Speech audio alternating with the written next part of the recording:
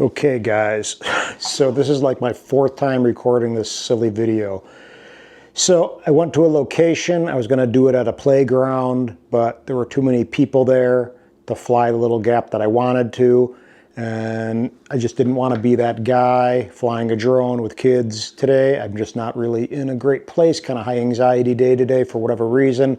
A little beat up for my tattoo session, so got my ribs kind of redone or starting on it, and it really is super painful and it taxes your system, and just too old, man. 52 is not easy to get really brutalized with the tattoo session like I was when I was 30.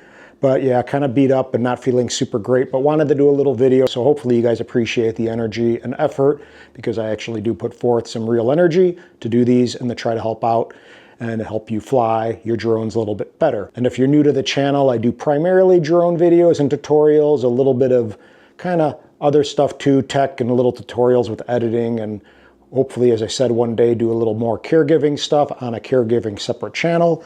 But I digress, and this is going to be about the Neo and flying through gaps.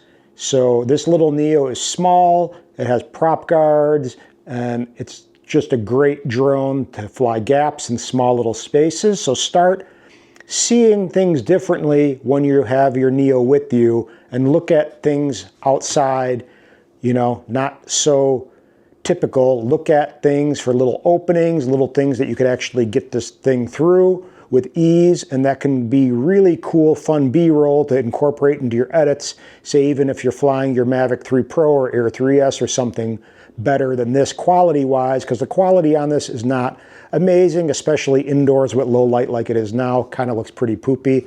Actually, hold on one second. I got to turn on the light over here to try to help out with that. And this last video I just did, I was actually halfway done editing, but the mic was not powered on. And as much as I wanted to roll with the video with the bad audio, just because I kind of felt it meant a little something, because I feel kind of crappy today. So I figured, okay, the bad audio is kind of go with my mood, but it just is too horrible and I can't do that to you guys. So, and then just go to grid lines and tap all those so they're white. I'm making another one right now with my mic powered on. I see it connected, and hopefully it sounds all right. So again, there's a few things you want to do when you're flying gaps with your drones, regardless of a Neo or Mavic 3 Pro or whatever it may be, Avata 2, something like that. This is kind of from the FPV world. Even though I'm not an FPV guy, I've watched some videos on people who are good at that, and I think I saw some of these tips and tricks on one of those videos. I don't know when or who, but props to those guys. But essentially what you want to do is maintain line of sight with what you're seeing. So right now what we're going to do, since I'm not at the playground, I have Simon's little scratching post, which is circular on top of two Skechers boxes, and that's going to be our obstacle. So I want to be able to see through that opening clearly and make sure we know what the gap is going to be. So if I step aside and I'm over here, guess what? I can't see if that's actually an opening I could fly through, but if I start walking around and now I'm in front of it, I can see that I can clearly make it through that. So whether it's this kind of gap that's really obvious, or tree limbs or something else, you want to be able to see with your own eyes through that gap. So here, let me go ahead and turn the camera around. And if you want to see my Gitzo tripod, that was $1,500. There it is, a paper towel holder. So there's my Gitzo tripod today. Anywho, I digress again. So what we're going to do is power on the Neo, and we're going to hopefully hope that this video isn't too long, and hopefully this video will help you guys out. This crashed the other day from like 50 feet up in a palm tree when it was really windy. Not a palm tree, I'm thinking Hawaii. Pine tree. And totally zero damage, and flies another day. So this thing is a really durable drone. It's crazy. So let's go ahead and power this on, Mr. Neo.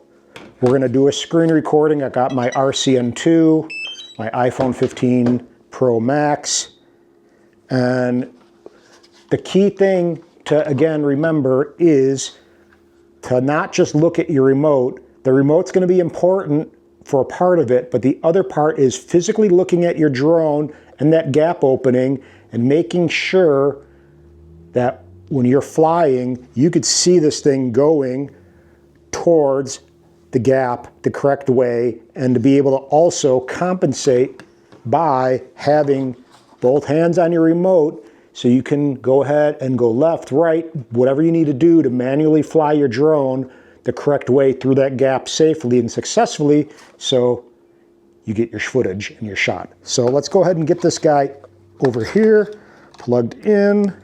And now what we want to do, if you see, we have these crosshairs. So the crosshairs on the app, as you see, if you can see, I'm going to just show you here. That crosshair, that little center point is essentially, come on, focus, is the center of the camera. So that center crosshair in the Fly app that we enable is essentially the center of the drone. So that center crosshair when you're flying is the center of the camera. So zoop, that's what we want to look at. And we know that that crosshair essentially is the center front of our drone. So keep that in mind visually when you're actually flying the drone.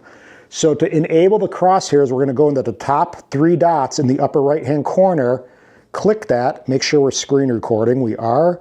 And then we're going to go into camera, which is in the middle, scroll down, and we see the grid lines. So we want all of them enabled. Personally, I like them all enabled. I think it looks better.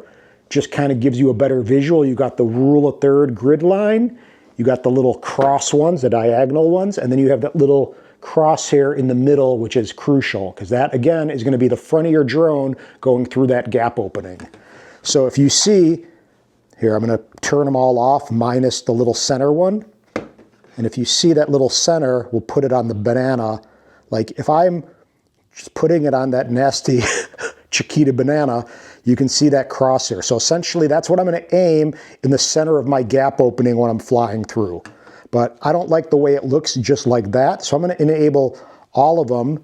And that just gives me a better visual of basically aiming that thing right towards the center and flying through the opening. So what we're going to do is start the drone. I'm going to just power this thing on and get going. Try to keep this thing short, simple and sweet. Turn the volume down. And then if you see, I'm going to go ahead and line up the drone, that crosshair right in the center. I'm going to put in the cine mode to ideally have it go a little slower. There's no wind or anything in my place. So if you're outside and it's windier a little bit, you may want to keep it in normal mode or sport mode to be able to fight through the wind and fly through the winds a little bit more efficiently because it's such a small, lightweight drone. So I'm going to go ahead and aim the crosshair right in the middle. And then what I'm going to do essentially is start flying. I'm going to record. Boom. Start flying. Again, keep that crosshair centered to kind of fly where I need to fly. Oh, not going well, this one. And just fly through. But what I'm doing when I'm actually flying through is looking at the obstacle. So watch what I'm doing. I'm not gonna, here, I'm gonna put this over here. Let me go ahead and tilt the camera down.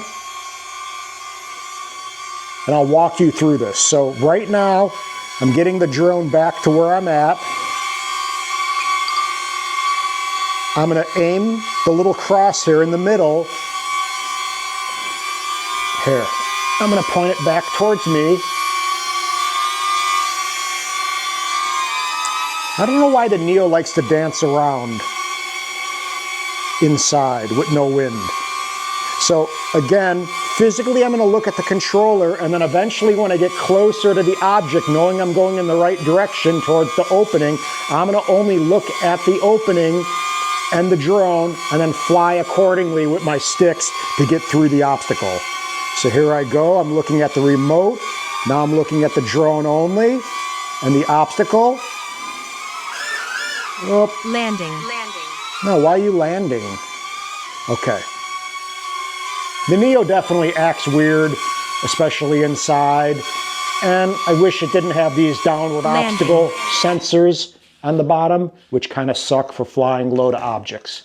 So we'll try that one more time. So again, I'm going to look at the controller and the crosshair, line that up with my obstacle, and then eventually when I start flying, I'm going to look only at the obstacle or the gap opening and the drone and just get this thing through that. So it's important you have line of sight of your drone always, really, but especially with a gap opening like this or something outside that may be more risky.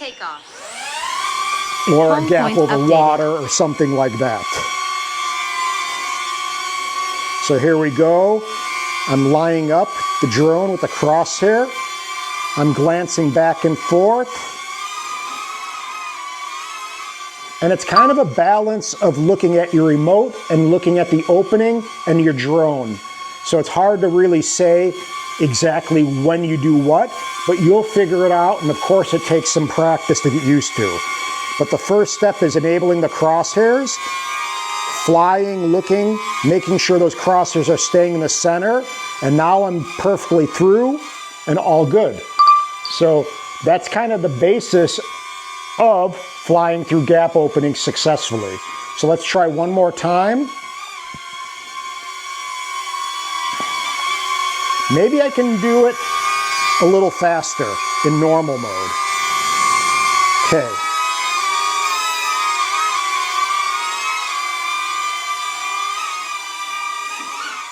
There we go. A little bit more challenging when you're further away from watching it too. It really does help a lot to see the drone going through the opening. If you can, walk with the drone. I was flying somewhere outside. I could actually physically walk and follow the drone through the actual opening, and voila, that kind of thing. We'll try one more time. So see what I'm doing? Well, why are you going high? This drone is so weird sometimes. Okay. Gonna point the gimbal up a little bit, the camera up. Okay. Flying, looking at the drone, looking at the controller. Now only looking at the drone in the opening. And there we go.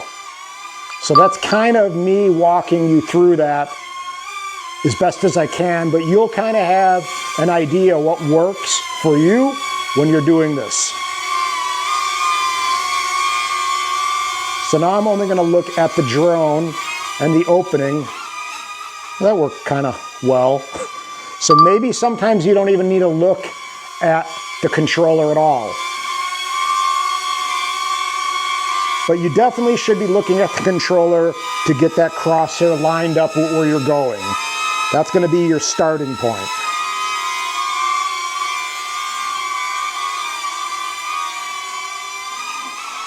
There we go. So I'm hoping this helps. Let me bring this guy back. Hopefully the audio should be acceptable this time.